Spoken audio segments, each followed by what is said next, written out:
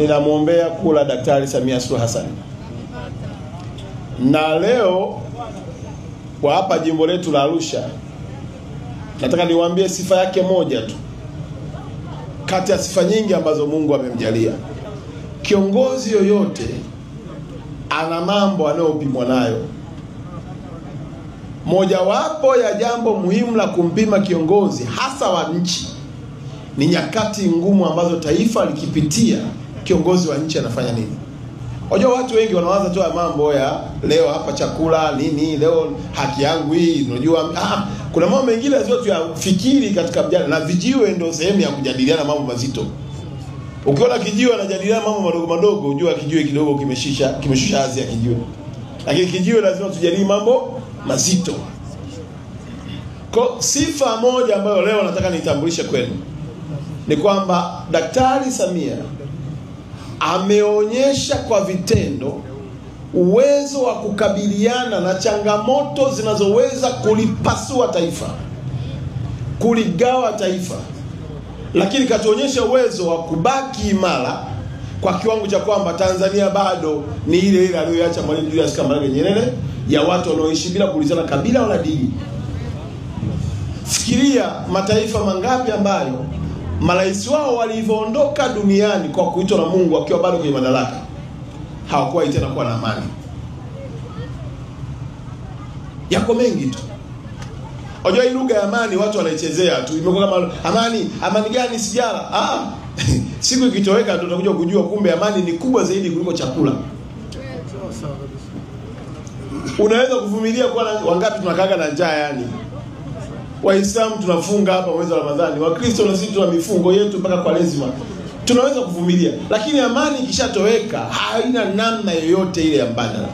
Kwa hiyo Daktari Samia kwa sifa hii ya kuweza kulibeba taifa likabaki moja kwenye kipindi cha kifo cha Magufuli, kulibeba taifa likabaki moja kwenye kipindi cha corona ambacho hata biashara zetu ziliyumba, kuendelea kulifanya taifa la leo mpaka tunaingia kwenye uchaguzi, na uchaguzi huu wa Tanzania wajue ya kwamba tumetumia pesa yetu ya ndani. Yani Daktari Samia gharama zote za uchaguzi sio fedha ya misaada. Mataifa mengine mnapewa kwanza hela alafu wanawachagulia na mtu wa kuongoza, kwa sababu aliyekupa hela ndio anapanga nani awe kiongozi wako. Na juzi pale Mwanza nikamwambia sikizeni, watu wale waliomtukana Daktari Magufuli, wakamdhalilisha, wakamuita majina yote ya udikteta, wakamuita majina mabaya, wakachafua heshima yake, na wakati anaumwa wale wanaenda kumtukana na kumtangazia magonjwa ambayo wengine ukiambiwa sio jamani hii ni nini, mpaka Magufuli anapigania uhai wake, yuko hospitali ametundikiwa madripu, anaita viongozi wa dini. Mnakumbuka hapa tuliambiwa alimuita Pengo, amemuita nani, shehe wetu Mufti Zuberi, wamuombee baba watu, bado aliendelea kumtukana. Hata ule utu wao kuepo. Amefika hatua amekata, Mungu amemuita, wakaendelea kushangilia na kufanya na sherehe. Leo hii amelala kabulini. Eto anasema bora ya Magufuli.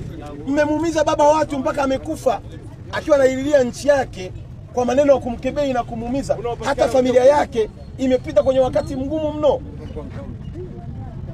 Eti leo amekufa, wanataka tena kumtukana kiongozi wetu tulienea sasa hivi. Eti amsifie tena aliyeko kabulini. Jamani.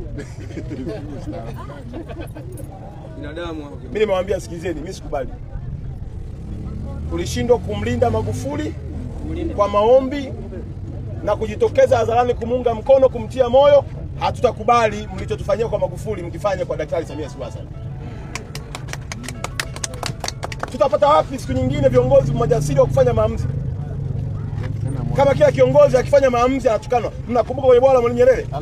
Kuna mataifa mpaka alivyoweka msimamo wa kwamba wasichimbe bwawa kwenye hayo maeneo, ni marufuku. Yaani wao wanatupangia ardhi ya kwetu, miti ya kwetu, wanyama wa kwetu, tuna shida ya umeme sisi wenyewe. Alafu akaenda mbali zaidi, serikali ya CCM ikaomba mkopo, wakainyima mkopo. Wanakunyima hela ili usijitegemee. Ninyi wenyewe mashahidi hapa. Kuna ndugu unamfuata unamwambia nisaidie mtaji, ninaona hii biashara inaweza kutoka, na kunyima. Yeye anapenda uende pale kwake akakupe nguo alizovaa yeye. Yani mwayogo la ntumba ngeno wewe akuina ntumba. Ukifika pale hata viatu anasema ataka kiatu bado kapya anakupa. Ile ukimwambia nipe pesa nifanye biashara ili nijisimamie anakunyima. Serikali ya sisi mwaikubali ikaweka mkazo tukaanza ujenzi. Magufuli kaondoka kaacha bwawa limefika kwenye 30%. Daktari Samia kalisimamia 70% zilizobaki. Leo hii tuna mitambo 9 inafua umeme zaidi ya megawatt 2000 na tumelipa hela za Watanzania walipa kodi sio za mkopo trilioni 6.5. Na ukipita kwa mtaani usikite na mungurumo wa generator.